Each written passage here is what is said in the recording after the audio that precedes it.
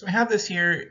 It's just a chart to show you some of the uh, the things that employers want. Okay, what employers want. Number one, 95% of employers want an employee who is good at communication. Okay, they want to have somebody who can um, communicate with others. They want to make sure that they can communicate their views so that people can understand them. Communication is highly sought after. Okay, what that typically means is if you go into a job interview and you aren't able to thoroughly communicate why you should be hired, okay, or benefit sell yourself and your packaging, the employer may see through that and say, you know what, we're looking for somebody who's better at communicating, so we're not going to be going with you. Okay, professionalism. This means that you have those positive behaviors, you handle adversity, tough situations in a professional manner. It means that you handle it in a good way. That's something else that employers want. 86%, 81% of employers want a good team member. 72% want somebody who's good at critical thinking, collaborative, okay, working together with other people, 65%. And then we can see that, you know, the other attributes down the line are important as well, just to a lower extent. Okay, so here's something for you to think about. How can your attitude and how you are viewed impact what employers want in an employee? Okay, I'll let you think about that. And I just wanted to show that communication and professionalism are two of the most sought after attributes that an employer wants in future employees. So attitude and creating a positive attitude. We've seen that creating a positive attitude often creates positive behaviors, which help create positive packaging, which ultimately helps lead to a good first impression and greater prospect of job opportunities. So how do we go about creating a positive attitude? One, we need to have an open mind, okay? We need to recognize that we are not always right. Sometimes other people have views and opinions or concepts that we need to recognize as potentially better than our own. We need to keep an open mind. We need to accept other people's contributions, especially when we're working in a team. Okay, think positive. You want to visualize, okay? You want to see success and avoid depression spirals, okay? We try to stay positive. We try to see ourselves succeeding rather than failing when we take on challenges. 3, use positive work habits, okay? Arrive on time, ready to work, okay? When we get to work, we're ready to go. We're ready to start the day. Don't argue about unimportant issues, okay? Don't sweat the small stuff. Don't let those little things drag you down and potentially, you know, bring you into some sort of depressive spiral. Accept responsibility, okay? When you're given a task and you create a product or, you know, you present something, take responsibility for it. Volunteer for unwanted tasks, okay? That shows initiative and that you are a good team worker and you have a good work ethic, okay?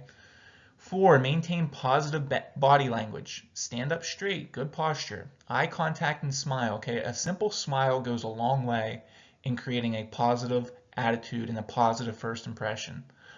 Listen more than you talk, okay? People like to have people listen to them. 5, build others up, okay? Don't try to tear other people down. Try to build up the people around you at your workplace. This is going to go a long way in making you a valued team member and creating positive attitudes within yourself and with others in your team at work. Professional behavior. We want to be cooperative, okay, when we are at work. That is going to be a major driver of our long-term career success, okay? 4 out of 5 elements employers look for involve interpersonal relations, okay? Communication, it takes 2 people to communicate. Professionalism, that requires 2 people. Teamwork requires 2 people. Critical thinking, now that's more of a intrapersonal thing. That's something that you do within yourself. But then collaboration, okay? That is interpersonal. It takes at least 2 people in order to collaborate. So we can see that these very important things that employers are looking for require cooperation between at least 2 people. I think we all know what cooperation is, but it's a willingness and ability to work with others, okay? The opposite of cooperation, yelling at people, okay? The little cartoon on the left, conflict, the people paddling in opposite directions in the canoe on the picture on the right, okay? We don't want that in a workplace. We want to be working together to achieve a common goal. In order to achieve that common goal, we need to be working together, which is cooperation, okay? Cooperation and the willingness to cooperate is a major driver of long-term success. Okay, getting along with your coworkers. I'm just going to read through them. Guidelines. These are your top 10 ways to get along with your coworkers, to cooperate with them. Listen, don't overtalk or think about the next line to say. Actually listen to people. Okay, 2, be pleasant and positive. Don't whine or complain. Nobody likes a complainer. 3, accept criticism as constructive and try to learn from it. When somebody tells you something, try to take something away from it. Don't just view it as that person's bullying me and ganging up on me. 4, don't criticize. Okay, focus on the behavior, not the person when correcting. Okay, so don't personally beat somebody up when you're correcting them. Try to focus more on the thing that they're doing, not who they are. Okay, diversity of opinion is usually uncomfortable. You have to deal with it. People's differing opinions, it sort of rubs people the wrong way, but it's a fact of life and it's just something we need to accept. 6, get to know your coworkers on a personal basis. 7, praise and compliment your coworkers on a regular basis. 8, never try to take credit for a coworker's idea or work. Think about it. If you were that person whose credit was being taken, how would you feel? 9, volunteer and pitch in to help others. 10, work to resolve conflict as soon as you become aware of it. Problems don't get better with time, okay? Problems actually tend to get worse over time. When we see something, address it and try to fix it right then and there, and then move forward. Okay, these are the 10 tips or 10 guidelines to try to get along with your coworkers. Now, 8 tips on getting along with your boss. Most of us are going to have a boss at our job, okay? Everybody has a boss. Even if you work for yourself, your client, okay, the people that you're serving, they are your boss. So 1, learn what your boss expects and do it well. Don't disturb your boss with problems you can solve. Never, ever complain about your coworkers. Don't bring your personal problems to work. 5, work steadily on your projects and finish them on time.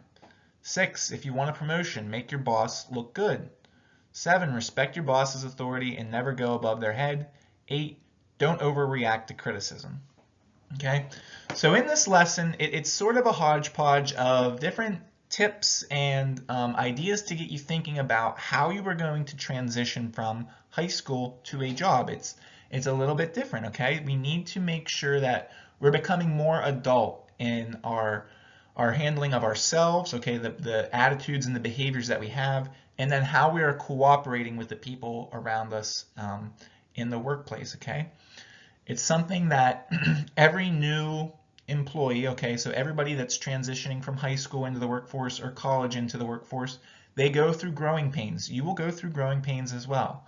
But the biggest takeaway is remain positive, do your best, and you will get through it, okay? So this concludes our lesson on marketing yourself. If you have any questions, feel free to email me. The slides will be available on Canvas. Thank you.